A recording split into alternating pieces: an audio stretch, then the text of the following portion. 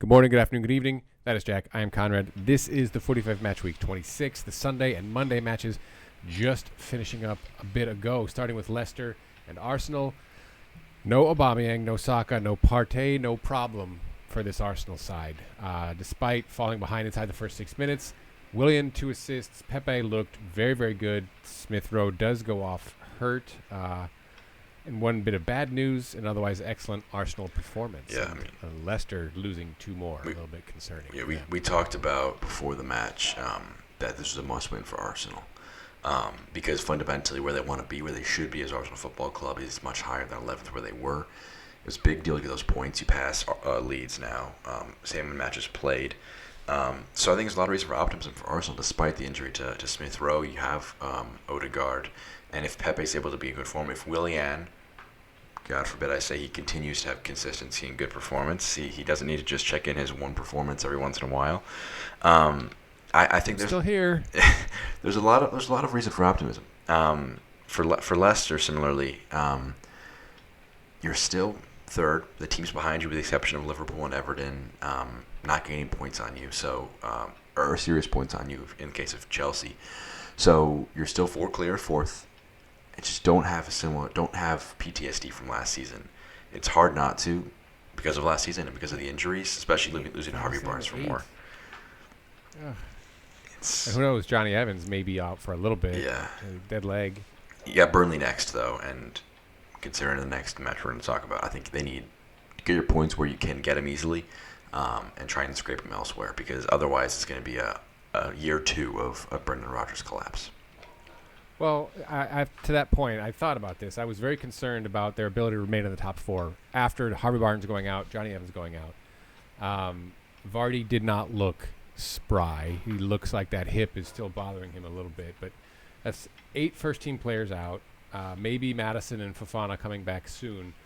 They're out of Europe, which may actually be a good thing for them, given how heavily depleted they are. But here's their final matches of the season, right? They have a decent set of fixtures over their last 12. Burnley, Brighton, Sheffield United. Okay, I feel pretty good about that if I'm a Leicester City fan. Then you've got City and West Ham. Then you've got West Brom, Palace, Southampton, Newcastle.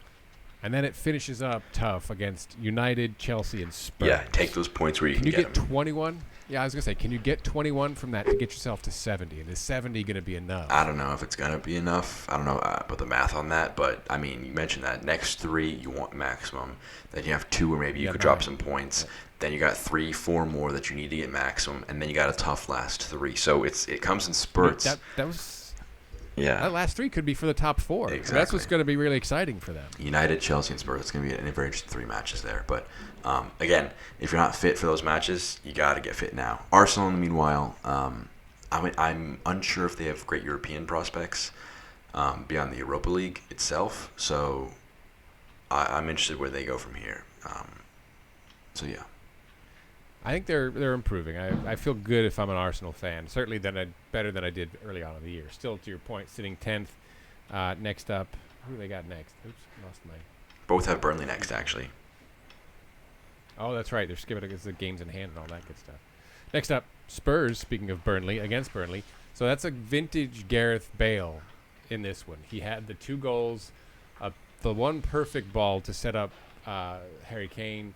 Spurs look a different team. Burnley overmatched, outclassed, just plain outplayed. Yeah. Like just shouldn't have been on the pitch with the way Spurs were playing. It was outrageous. Yeah, this pretty short summary from us. I mean, I believe we said it before. I don't want to just claim victory where there wasn't a victory, but we said, why don't you play Bale? Why don't you play Ali? Why don't you play your best players out there? Played Bale, gave Ali a bit of a run out, and Bale was phenomenal. I question if he has the athleticism and is he still at the ability to be his great self. But against Burnley, they were going to sit deep. He was able to be creative. He was able to use his movement, which is still very good. And it's just a question of, I think back to, again, that West Ham match when he had a move where he pushed it past 2 players, but it felt like he was doing it at 50% speed. And so I just worry that that's his issue long term, but in the short term, you got him on loan, get these kinds of performances out of him, and you're happy with the deal that you made. So, not the worst performance at all. Yeah, if they can get him to keep him on long term or take it over, because obviously they want Mbappe there. So Yeah.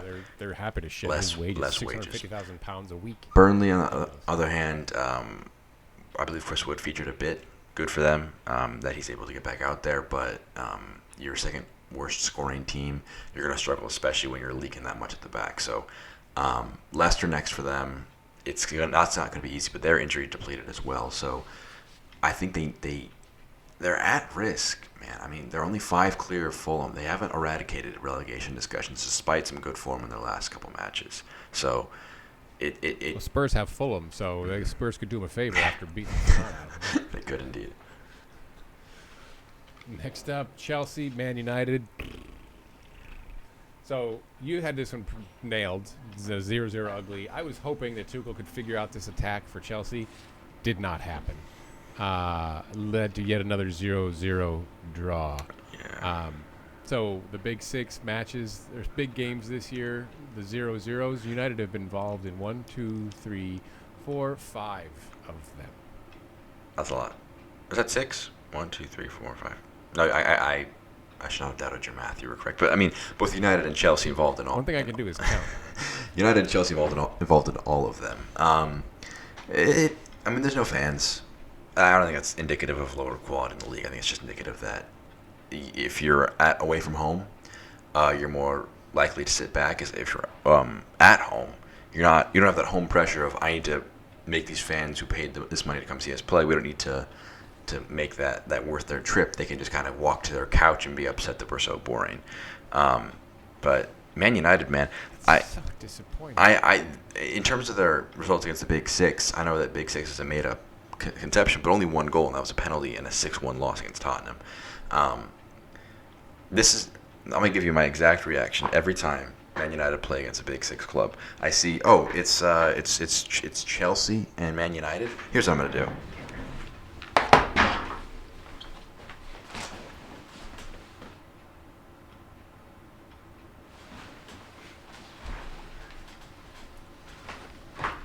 I realized you're probably very confused because I just walked off camera. I went and laid in bed. Well, I just figured you were taking a nap. Yeah, I took a nap. Getting the keys to the bus. No. I went and laid in bed. That's how I feel when I see those matches from Ole Gunnar Solskjaer. Now, is it indicative of defensive progress? Yes, but at the same time, I mean, I think he has PTSD from conceding 6 at Tottenham and does not want that to happen again. So I think... Well, I think he knows that they're a bit of a paper line, right? Well, here's the thing. Because they don't have the midfield to break down Tuchel's side, for sure. You hit that on the nail on the head. McTominay and Fred are very good at keeping a match in control, contained. They cannot, however, make you a more creative side. And I think that's a fundamental problem with this United team is he didn't play Bailly because he's afraid of his fitness issues. And that means that he had to play Maguire and Lindelof, which he has to protect with a double pivot, 2 defensive mids. People argue that McTominay's box-to-box. He is not a creative midfielder, despite the fact that he was Zidane in the first 3 minutes against Leeds. He is a defensively focused midfielder. And playing him and Fred, because they're protecting your £80 million center back, it needs to improve for Man United to eradicate those results that you see on your screen. So it's not the end of the world. You're still second because the very easy response to, you haven't beaten a Big Six side, you only scored 1 goal and it was a penalty, is... well, only 1 Big Six side is ahead of us, and that's Manchester City. So there's positives and negatives for Man United right now. I'd like to see them be a bit more proactive in their future Big Six games, but I really don't expect to see that happening. United second on 50. They've got Palace up next. Meanwhile, Chelsea sitting 5th on 44. Liverpool coming up on Thursday. It's an interesting match to see how those 2 teams match up against one another. Next up, Sheffield United and Liverpool. Liverpool were absolutely stonewalled in the first half by Aaron Ramsdale. He had 5 saves in the first half. They kept the pressure on in the second half. Jones gifted his 2nd goal of the year in the Premier League from not a great clearance from Jagielka. Roberto Firmino played the deflection off Keane Bryan for the 2nd. Sheffield United they're done at this point, right? They remain bottom. 15 points clear, 12 matches to go, 4 losses in a row. Villa next for them. I mean, they can't mathematically get to 40 points anymore. I mean, 36. 35 is this point, yeah. Yeah, it's tough. They have so much talent, and I hope they don't just have that talent plucked away from them in the championship if they get relegated, which seems like a eventuality, not a conditional anymore. Because I think that they have the ability to bounce right back up, but they've been plagued with injuries. They've been incredibly unfortunate in terms of their goal conversion. And they may have Liverpool to blame a little bit because they signed Ryan Brewster from them, which I have all the belief in the world that Ryan Brewster is going to be a phenomenal forward in his future. However, he is not the finished product, and you should not have invested that much money in him. You needed a proven goal scorer, Not at this stage. and he did not have a Premier League goal at Liverpool. He still doesn't have a Premier League goal for Sheffield United because he is a great prospect, but he is not anywhere close to being the product that Sheffield United needed him to be. For Liverpool, though, let's talk about a bit of positive. Adrian in the place of Alisson because of the death of his father. And, I mean, the stats don't lie. He's the most winningest player in Liverpool history. They may hate watching him play. Granted, he did that in front of that 99 or 98-point team when Alisson was out last year, right? Again, with, Van Dijk in the side for most of those matches. Yeah, but still, he looked good. They look, He looked passable, which is all you need from your backup. Liverpool will hope that Alisson's back for Chelsea mentally. Obviously, I think you can't rush that kind of grieving process. You want him to have respect for that. I love seeing Jones dedicating his goal to Alisson's father. I thought that was great gesture. And I'm not going to say this is a chain because it's the worst team in the league that you beat by 2 goals, and you had 3 expected goals, so you barely scraped it anyways. So Liverpool have a huge match. It's a must-win against Chelsea if they want to get top 4 in my eyes. If they lose at home again for the 5th straight time, it'd be stunning in that regard, and it would be not the death of their top 4, but you'd be 4 off of Chelsea, and they look good under Tuchel, where they're not dropping points that often. So I think this is a huge one for them.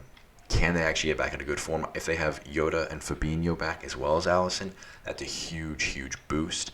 And I definitely want to see all 3 of those guys feature as much as they possibly can if they're all available. And Naby Keita, biggest win for Liverpool on that day. I think he can be a huge difference maker in the next 12 matches plus the Champions League. And he got a bit of game time, which was phenomenal. So if he can maintain his fitness, in my eyes, he's the best midfielder at Liverpool, and he's a top 3 midfielder in the league when he's fit. Now that when he's fit is very rare, so he needs to improve on that. It's been a problem. Last up, Everton, Southampton. Richarlison early for Everton to give them their first home win this calendar year in 2021. Southampton remain winless in 9 since, I think, January 4th, and they've just got 1 point. So 8 losses of their last 9. On paper, Southampton did look better with possession, touches, passes, total shots. Just one of those on target. Vestergaard nearly gets the equalizer in the 90th, but Pickford with the great save to keep him out. Everton level on points with their Merseyside rivals on 43 and 7th, just 2 points out of the top 4. Southampton 14th on 30. Now they are just 7 points clear of Fulham in the relegation zone. That's a fall. There's a Twitter account called Football Images that precede unfortunate events. Them tweeting "Stop the Count" as their pinned tweet, and it should remain their pinned tweet for the next 12 months because that preceded some real unfortunate events. A 9-0 loss. You beat Liverpool, yes, but man, has it been downhill since? The injuries have definitely not played their part. Playing, it was Vestergaard Bednarek at right back. I forget which one. They were playing at right back. Injuries have hurt them, obviously. No Minamino hurts, but you got to get results. And the fact that relegation has creeped into your mind when you were top of the table, like not a forgettable amount of time ago, is frustrating. Everton, meanwhile, they were never a table-topping club. They were certainly not the club that's winless in 8. It was like there's a piano on top of your house. You just wonder what it's doing there and how it's eventually going to come down from there. For Everton, though, they're doing really well. They have a game in hand, and after 25 games, as you see the stats, best since 13-14. And if you get 3 more points in your game in hand, which West Brom is your next game, you leapfrog 3 sides and go 4th. They have a huge opportunity here. Now, they have historically this season not taken advantage of those opportunities, so the most Everton thing ever would be to drop points to West Brom. But I have optimism. They look good with Calvert-Lewin back. Digne's very good. Richarlison's in a great vein of form. Both Holgate and Keane are playing phenomenal at the back for them. And Pickford, that'll be my last point. He has been playing out of his skin against Liverpool and here today as well against Southampton. He's playing phenomenally. And he's changed the way people talk about him a lot. Because he's a bit of a joke, the butt of a lot of jokes. Some fair, some unfair. But he's turned it around. He's proven people wrong in a lot of ways. So that's been good to see. But it's just a case of, can you take advantage of your momentum? And I'm not optimistic 100%, but I do believe a little bit in Carlo. Well, I do think Ancelotti made comments about two players in specific after this match. Richarlison, they made a tweak to his positioning, which has turned out to be very good for him. He's only got 5 goals on the year. You would think, But they've been big goals. He had some he was out 3 games from suspension and whatnot. And they also talked about Pickford. You brought it up, but playing much more calmly. And I think being more calm leads to him not making the defensive mistakes that he had been making, or just the bad decisions that he was making. It feels like it's a different breath. Side. Mm-hmm. Well, that's the impact of a manager like Carlo Ancelotti on a side like this, right? Who's got the kind of pedigree and experience that he does, and they're going to listen to him. And he figures out how to get through these guys. If I hear Carlo Ancelotti say something about football to me, I'm just going to listen to him. I just trust him a bit more. Yeah, I think I would too. We could make that happen. That'll do it for us for our week 26 look back the Sunday and Monday matches. Jack, Conrad, this has been the Footy 5. Please do comment, let us know what you think. Subscribe. Please do subscribe. Look for us on the Twitter at the Footy 5. Take care now.